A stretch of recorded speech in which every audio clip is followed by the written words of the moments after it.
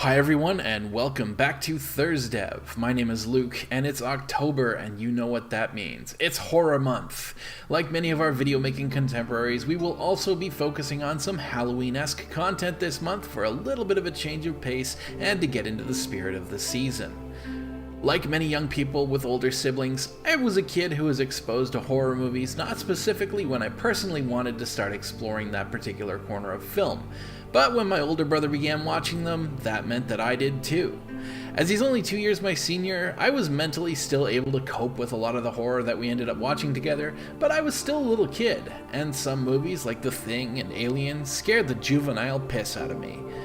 And as is the case with many mildly traumatic experiences, what started as a fear, once reconciled, turned into a fascination, and into my adulthood, I've become something of a connoisseur of horror films and video games alike.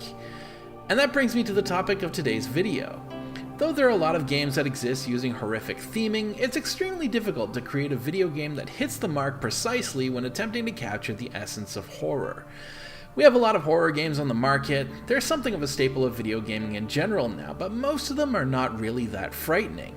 Due to games being an interactive medium, player agency makes horror a much more difficult to achieve thing than film or the written word.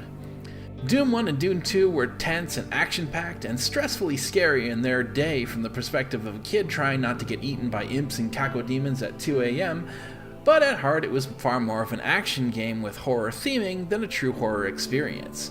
Dead Space does a fantastic job of creating a terrifying narrative and is a damn stressful game to play through if you're really motivated not to die.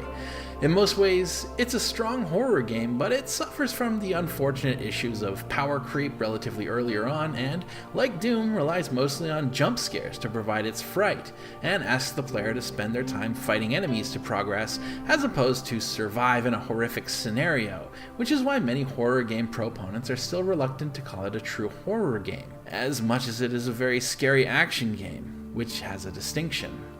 Honestly, though there are some games classified as horror, the problem with most is that they aren't really putting the player in the shoes of a real horror story protagonist.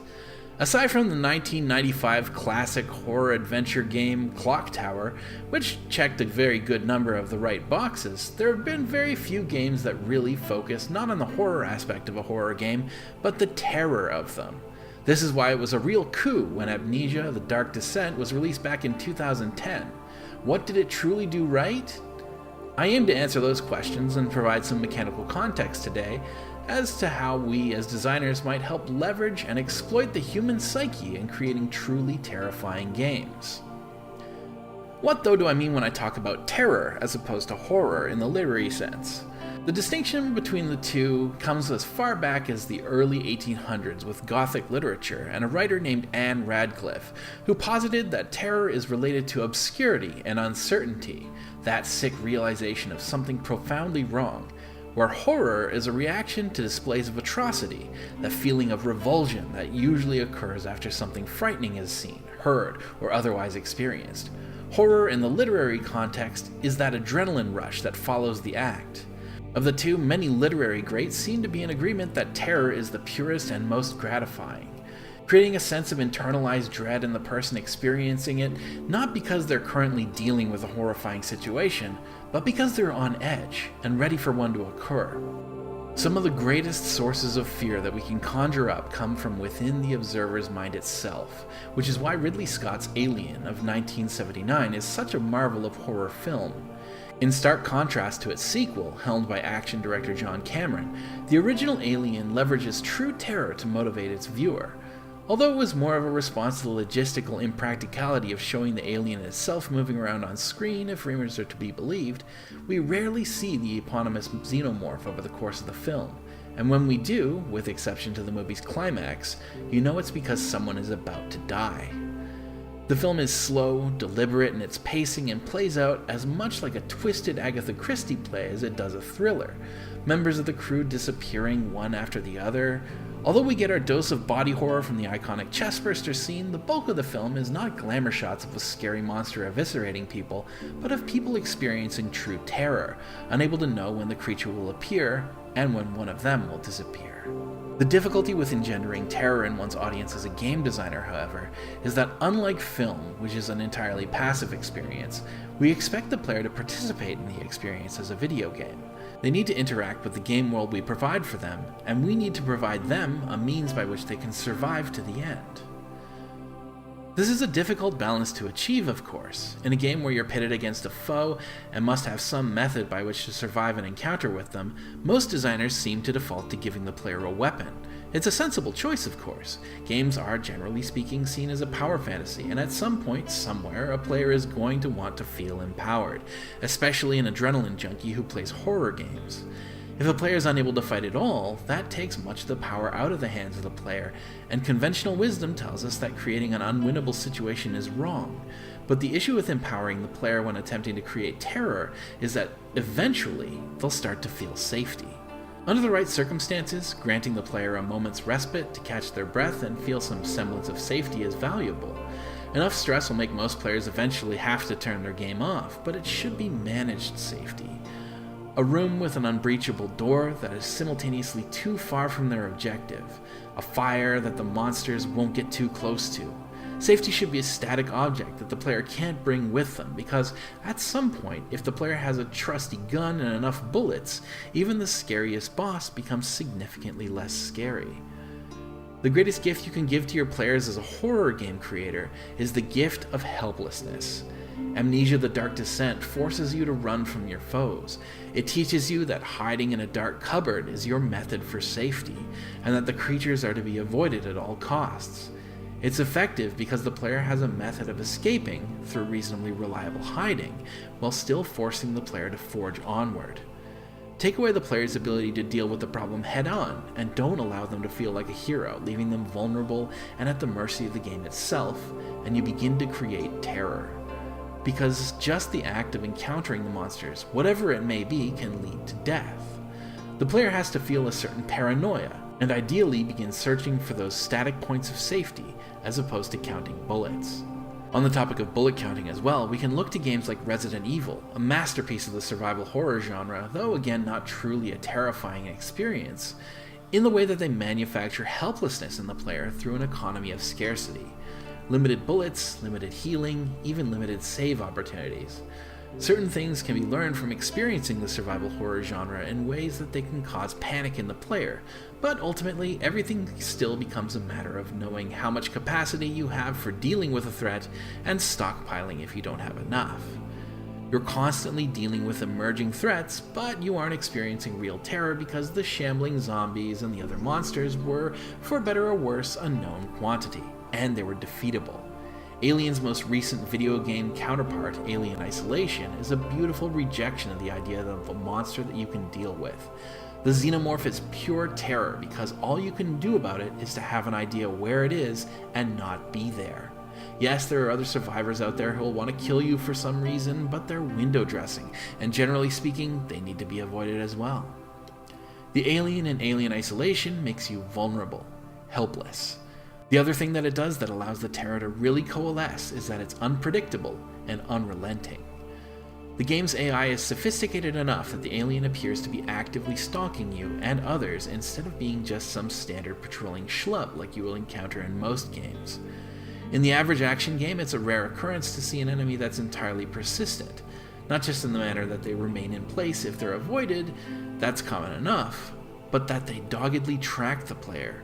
And a level change or entering a door isn't enough to put it behind you. In many games that emphasize stealth, an enemy will even frequently give up if the player spends enough time avoiding them, and only the enemies that are meant to be truly terrifying, like the regenerating necromorph of Dead Space, ever really follows the player without ceasing. It also serves as one of the key central mechanics of the game. Though the player doesn't actively engage with the AI of the game on a personal level, its high volume of decision-making and reactionary problem-solving make it a worry that's unique to the genre, an enemy that can perhaps be foiled, temporarily, but that actively attempts to deal with being foiled, making it another active participant in the game, as opposed to just something that the player has to get beyond. That thought that it may be following you, or even toying with you, is a great way to induce a sense of paranoia. Unlike the scripted boss monster events of many of the games of the genre, the Alien and Alien Isolation is a mostly constant threat that you can't always account for, but are always scrambling to be prepared to deal with.